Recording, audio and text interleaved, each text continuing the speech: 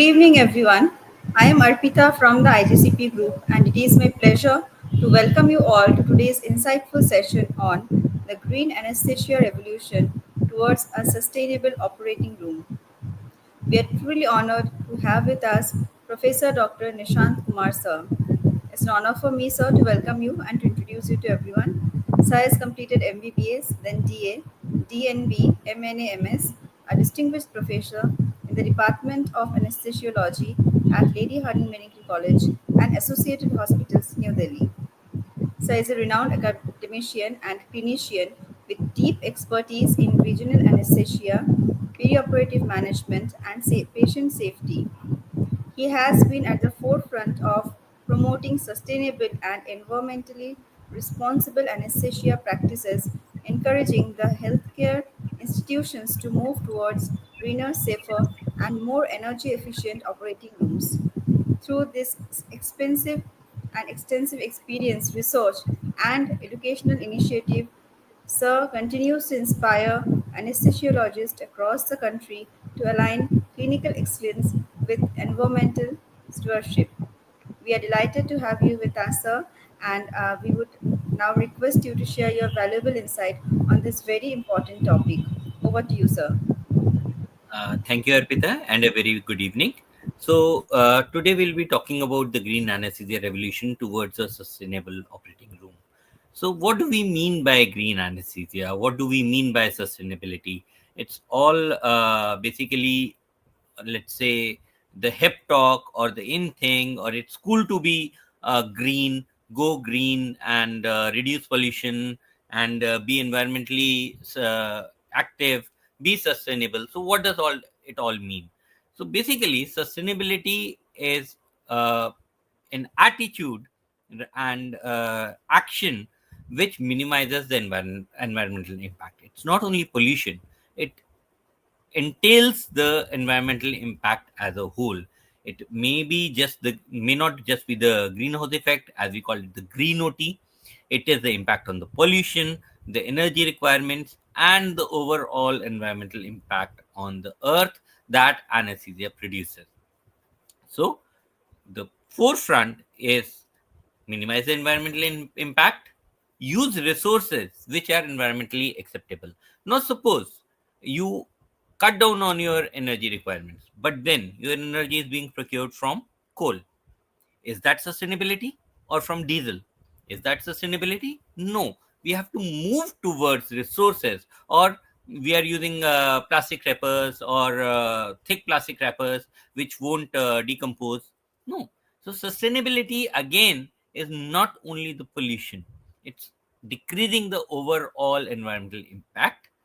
uh, Put all these theory into practice, lead from the forefront, own up to your responsibilities. Now, remember, the major waste generators in a hospital are the operating room, anesthesia, and the ICU. So we have the maximum impact. It is us who can bring the change in the mindset, in the administration, and make people think how to adopt green practices or sustainable practices. So the anesthesiologist has to lead and own up their responsibility. And obviously, then for this, you have to collaborate with industry so that your demands are met. So, when we talk of this, why should we bother at all? Why are we so worried about this sustainability green thing again? As I said, is it just because it is hip, it is cool, it is the in thing? No. Now, overall, it is not only the ozone depletion and greenhouse effect, which we commonly associate the green room OT with. Okay, I'll give regional anesthesia, I'll use TIVA TCI, I'll not use desflurane, I will not use nitrous oxide. No, it is not limited to that only. It is the contamination of the air, soil, and water as a whole, and the energy requirement the energy that we consume to practice our science and craft. So, soil is getting polluted by our antibiotics, the propofol, which is the most wasted drug, the glass shreds that we dispose of, soda lime. Now, that will increase the alkalinity of the soil. That will make the land more barren. Water. whatever drugs that we discard are simply flushed out into the sewer. So, is that good? Is that not an environmental impact? Is that not a part of sustainability? Again, the glass, the plastic that we generate, do we dispose it properly? Do we segregate our waste in the OT? Soda lime again, just like soil, it will contaminate the water, and it is the same water that we are going to drink and consume. So, it has a multitude and a cascading effect on the environment of whatever we practice. Now, the gas, the most common, we know that we take it in terms of the CO2 or global warming potential of the CO2. So, 1 kg of CO2 produces has a global warming potential over 100 years of one. We know that desflurane is the most notorious for that, isoflurane and sevoflurane to a certain less extent, and again nitrous oxide to a great extent. So, basically, desflurane, isoflurane, and nitrous oxide. So, sevoflurane is the agent of choice by this table. So, this fluorine accounts for 80% of the greenhouse gases, and its use has been increasing over the years. Sevoflurane more or less static, and with the advent of sevoflurane and desflurane, hardly anyone uses halothane and isoflurane. And nitrous oxide is 1 to 3% of the total. This includes the industrial, the agricultural, and the anesthetic gases, which are emitted into the atmosphere and accounts for 1 to 3% of the total greenhouse effect. And 0.1% of the global warming is, is associated with anesthesia. So we contribute 0.1% of the entire global warming effect. So if suppose the temperature is to rise by 10 degrees centigrade in the next 100 years, we are responsible for a rise of around 1 degree centigrade. And 0.1%, whatever the anesthetic gases, whatever the greenhouse effect that we generate, is equivalent to 1 million US cars. So that is equivalent to 10 lakh cars. Talking of cars, if we see sevoflurane at 1 Mach hour, and isoflurane, desflurane, and nitrous oxide. So sevoflurane we normally don't administer at 0.5 liters per minute, but if we go on to this at 1 liter per minute, so it is equivalent to driving four cars, 4 kilometer, driving a car for 4 kilometers. Isoflurane again 0.5 liter per minute if we are using, that is equivalent. Desflurane on the other hand, even if we are using half the flows, it is equivalent to 93 kilometers, and nitrous oxide is equivalent to 29, driving 29 kilometers. So the glowing warming potential in terms of driving a car is almost the same for sevoflurane and isoflurane, but it is almost 25 times for desflurane, even at half the flows, and almost 7 times for nitrous oxide when given at half the flows of sevoflurane. So that is the impact that we are talking about. Now, again, this is what the scientists say. This is a pharmaceutical driven thing. Global warming potential is an oversimplification. There is something called as radiative forcing, and if we adopt other methods like TIVA, TCI, regional, then carbon dioxide emissions from plastic is substantial in terms of their generation and their disposal and their half life. So there have been countering views, but then they also agree that the use of nitrous oxide has to be minimized. So this is just a contrary. We will discuss it in the coming slides. So how do we achieve, again, this is the thing for the drugs, simply the greenhouse gas emissions from cradle to gate. That means from the production till they are disposed of. So if you see here, when we talk of opioids, morphine, use of morphine is right here. Um, Produces a lot of carbon dioxide. Ketamine, still less. Remifentanil, fentanyl, okay, quite low. Midazolam, again on the higher side. Ondansetron, glycopyrrolate, these are some essential drugs. Then lignocaine, bupivacaine on the lower side. So regional is definitely better. Propofol, yes, much less greenhouse gas effect. Sugamadex, again, very less effect. Then if we come to the neostigmine and ropivacaine, even the local anesthetics are right here in the bottom, whereas rocuronium, again, if you see here, the greenhouse gas effect is substantial, and maximum effect is that of dexmedetomidine, which we want to use left, right, and center. Better this dexmedetomidine, go for ketamine, at least in terms of the greenhouse gas emissions. So now, if you compare the three techniques, so this is a sevoflurane anesthesia, total intravenous anesthesia, and regional anesthesia. Now, if you see here, the the CO2 emissions are maximum with sevoflurane anesthesia, much less with TIVA, and minimal with regional anesthesia. So this is what we are talking about. So when we talk of sustainability, we talk of 7 R's. So first is rethink, refuse, reduce, reuse, recycle, research, and in the Indian scenario where we are very fond of jugaad, it is repair and refurbish. So this is 1 R which we can definitely give the world, and that is jugaad, repair, and refurbish. We know we don't throw away things; we keep them, thinking that we can use it at a later day. But yes, that will help, as I'll show you the example. So when we talk of sustainability, we talk of in terms of these R's, and this is what we'll be talking about in detail today. So rethinking.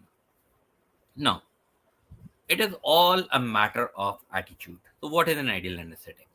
An ideal anesthetic is which is appropriate for the clinical indication, right? Agreed? So any anesthetic technique which is best for the patient causes least risk to the operator, that is the anesthesiologist, and has the least environmental impact. So we feel that we have to choose an agent which will fulfill all these three conditions. Now we have been tuned to the use of inhalational agent. Regional anesthesia and TIVA are not so bad. It is just a matter of resetting your thought, resetting your mindset, and being conversant with the use of other techniques than volatile anesthesia. So we know that inhaled anesthetic may be better in cardiothoracic and renal surgery, but now this myth is being debunked. TIVA beneficial in cancer surgery, pediatric surgery, but all kinds of surgeries now TIVA is coming up. For the environmental impact, we have already talked about dexflurane and nitrous oxide to be avoided. Uh, Waste anesthesia gases, even if we are using them, how to destroy them, xenon, but again the production and the cradle to gate CO2 emissions we have yet to know, and it is costly, not yet adopted for clinical practice. Occupational risk, we all know the risks of inhalation anesthesia and nitrous oxide to the operator. We can control it by scavenging system and ventilating system, and obviously this all requires an increase in awareness of the anesthesiologist. So as I said, it's all a matter of mindset. Instead of the volatile agents, now we can use TCI pumps for better control. Now, TCI is as good as your modern vaporizer. In the vaporizer, you set the dial concentration to achieve a particular MAC. Here, we set the effect site concentration to achieve a uh, best. Regional anesthesia, as we saw, is definitely better than either of the techniques, and wherever feasible, these two can be combined. As you can see, we have a TCI pump running and we have a regional anesthesia going on simultaneously, thus reducing the requirement of the both. So it is just a matter of rethinking how to provide anesthesia, individualized anesthesia for that particular patient. Now, there are certain things that you should refuse. No, these are not allowed in my OT. The first one is nitrous oxide. As we have all seen, everyone says now nitrous oxide has a greater negative effect on the climate, on the occupational, and even for the patient to a certain extent. Uh, Hypoxia, diffusion hypoxia, postoperative nausea and vomiting, there's a list of ill effects on the patient, on the operator, and the environment of the nitrous oxide. But then I can't use 100% oxygen. So what do I use? For that, I'll have to use, obviously, air. So use air as a diluent instead of nitrous oxide, and you can achieve the same stable hemodynamics, the same MAC, even without nitrous oxide. As I said, it is rethinking and refusing certain agents.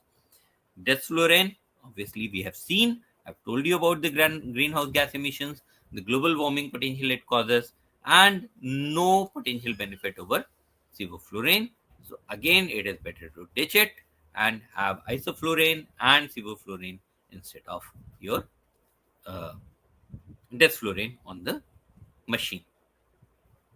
Now reduce. The third one is reduction. So what do we reduce?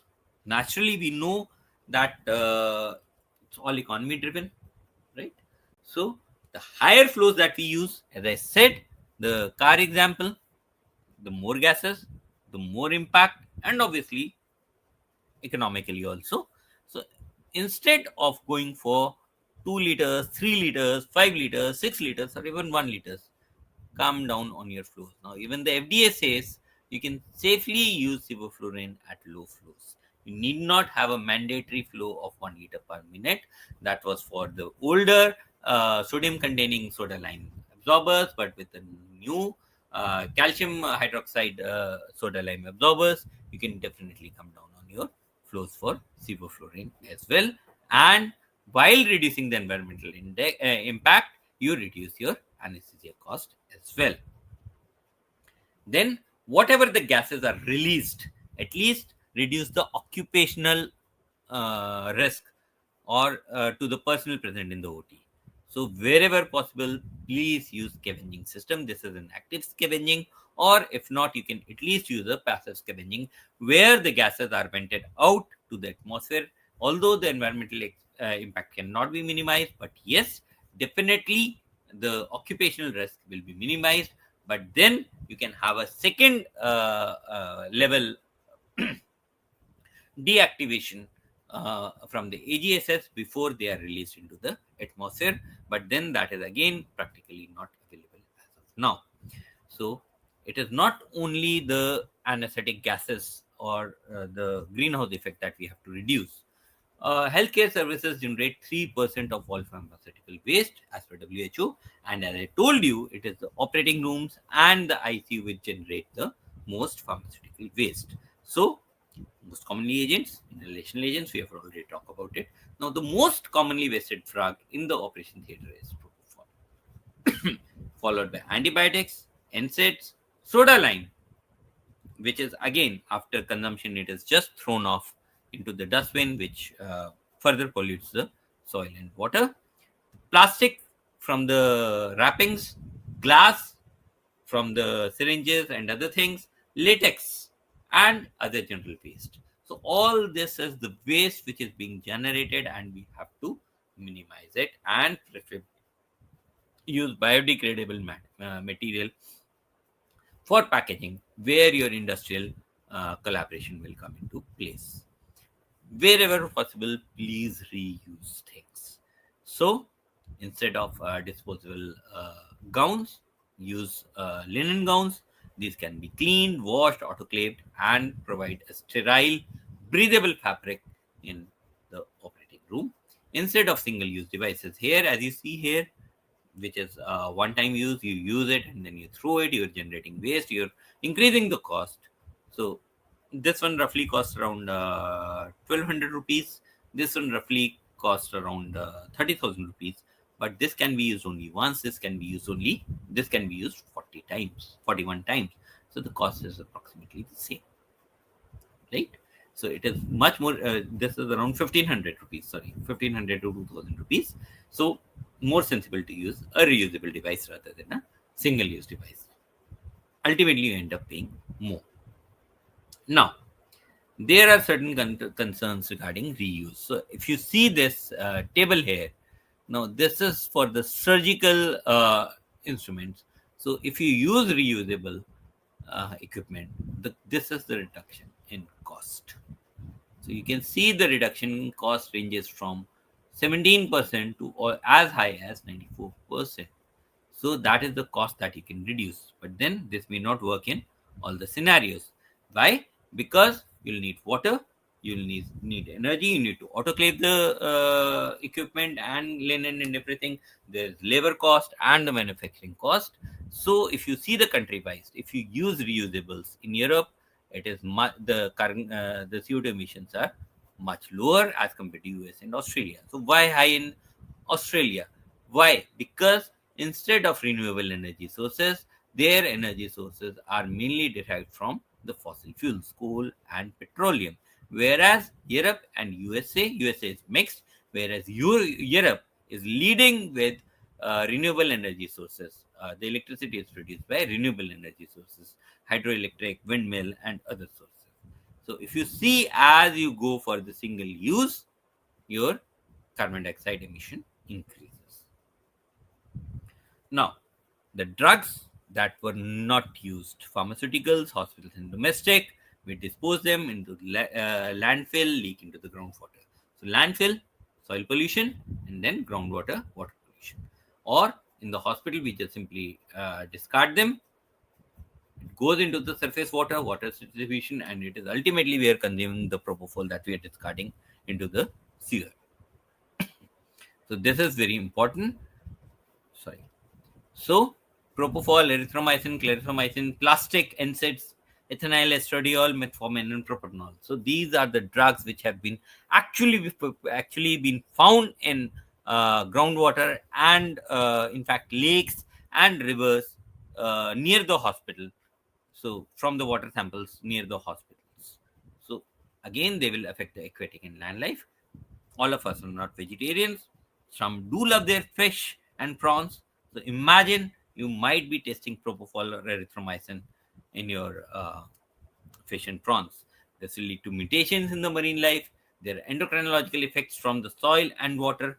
There will be antibiotic resistance. In fact, there have been studies which have shown that people living around the hospital are resistant to antibiotics because they have been consuming antibiotics without them knowing that they are consuming antibiotics through soil and water. In fact, the plants which grow in that particular soil, they have shown traces of the antibiotics in the fruits and the stems and the leaves that we eat. All this leads to toxicity and neurobehavioral changes that we are on. So before you do dispose them, just flush them off, you have to recycle all the drugs, make them inactivated, treat them before releasing into the groundwater or into the sewers. So recycling is very important. Now you can see this is one of the machines that we have where all the waste, at least the bodily fluids, are poured. This is disinfected, made into this is disinfected and then released into the CS. And then again we have the STP plant room where all the water, all the sewer is first treated and then released into the ground. Research is very important. So I've been a part of this green revolution. Now, this was the first paper that this was a survey that we carried out in the city of Delhi. How green is my operation theater? Where people were not, this is some, I would say, 10, 12 years back, we did this survey. When we tried to bring about this awareness, people were not very confident of what exactly is sustainability and green operation theater. Then we did a cost analysis in India and we found out that TIVA was slightly costlier than sevoflurane. Isoflurane was definitely much cheaper. Then I was part of the World Federation of Societies of Anesthesiologists, Global Working Group on Environmental Sustainability in Anesthesia, and we brought out guidelines. I was part of the Delphi Consensus, and we brought about guidelines on what or how to attain sustainability in your respective fields. Then this interesting articles which showed, now as I said, the previous article which said that the energy consumption, the plastic and everything is much more with TIVA as compared to inhalational. Now in 47,157 adult patients, they compared TIVA versus a mixed anesthetic strategy and they found out that overall energy consumption and everything included, the carbon dioxide emissions were much lower with TIVA. Then even if you're using volatile anesthetics, you can use them responsibly by volatile capture technology. So that will neutralize the uh, volatile anesthetic before being released into the atmosphere. And this has been released just 3 days back, in which they have studied the carbon footprint of total intravenous anesthesia versus inhalational sevoflurane anesthesia in adults, a modeling study in which they found out that for the first 20 minutes of anesthesia, in fact, it is the sevoflurane which produces less CO2 emissions.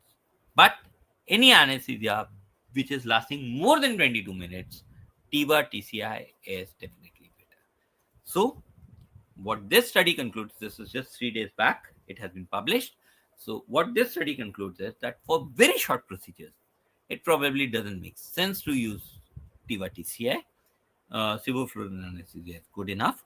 But then any procedure, say roughly lasting for more than 30 minutes, TIVA TCI is definitely preferable. So this is the latest off the shelves, hot off the shelves for you to consume. And then coming to the Indian Jugaad. Now, if you see here, you can probably see two scopes here, right?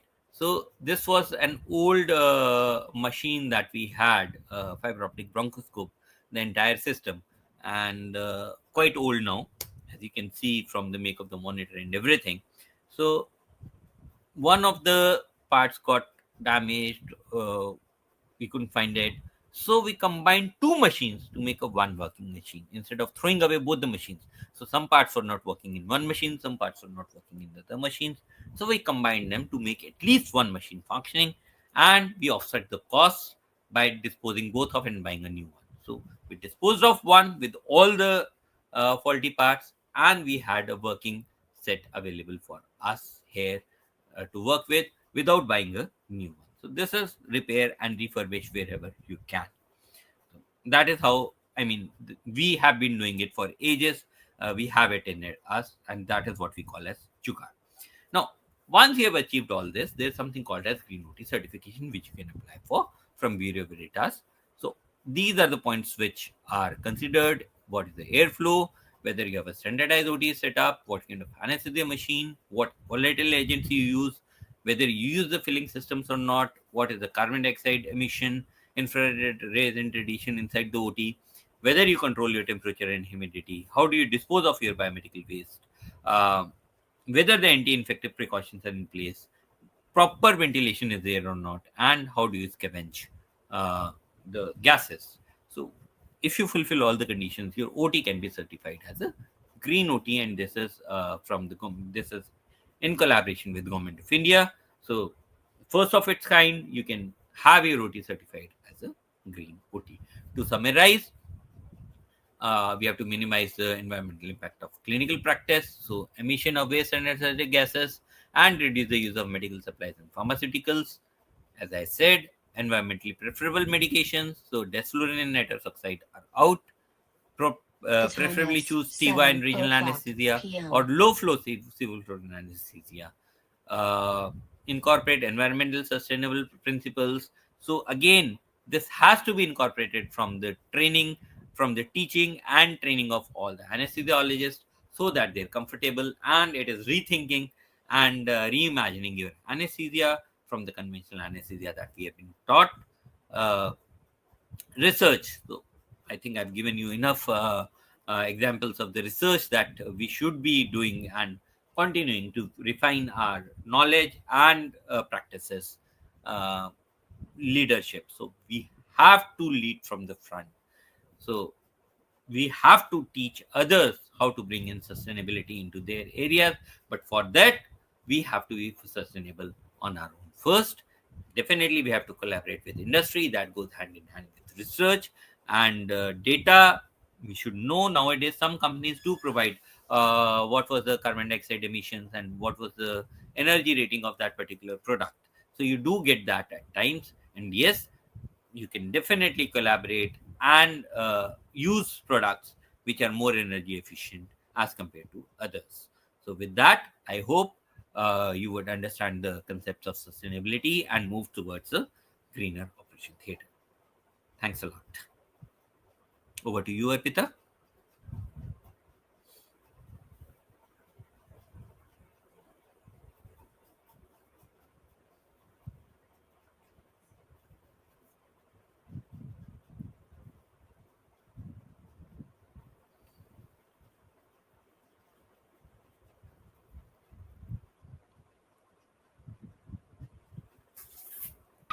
Thank you, sir. Thank you so much for the lucid presentation. With your permission, sir, I would like to take the questions from our audience. Sure.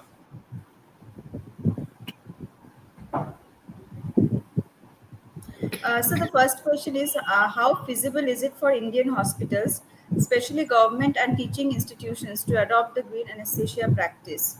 So all the pictures that you saw were from our hospitals. Ours is a government and a teaching hospital. So it all depends on your mindset and your knowledge, your training, and what you want to adopt. Right, sir. So among the commonly used anesthetic agents, which have the highest environmental impact, and what are some effective alternatives to it, sir? So I've already told in use air instead of nitrous oxide.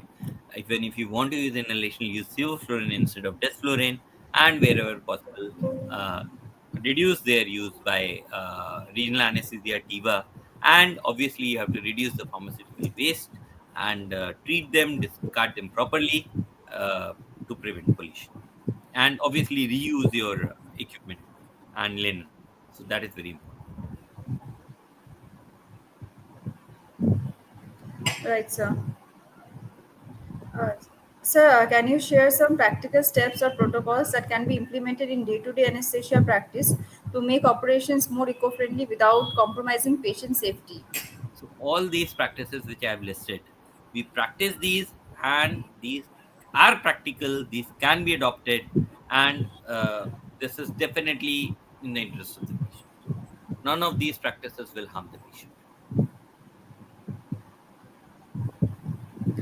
So, one last query: how do you foresee the integration of sustainability principles into anesthesia training and medical education to build awareness among future anesthesiologists?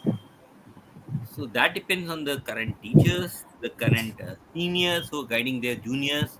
Uh, we are doing it at our state level, at our institute level, at our OT level. So the as I said, you have to own responsibility and leadership. So you can't say, okay, let us wait for it to come into practice. So you are the boss of your you are the boss of your OT. You are the boss of your institution. You have to bring out this change. You have to lead from the front. First, practice what you preach, and then others will follow.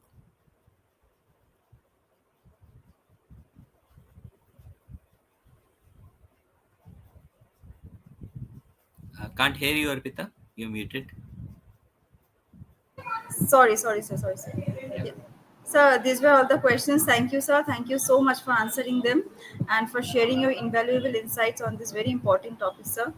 We really appreciate your time, expertise, and commitment to guiding the medical community towards a more responsible and sustainable future. Once again, sir, thank you. Thank you so much for inspiring all of us today and sharing your very valuable insights. Thank you so much, sir. Thank you so much. Thank you. Thank you everyone for joining the sessions and making them a successful one. Thank you all for sharing your questions. Thank you all. With this, we are concluding the session here. Thank you. Thank you, sir.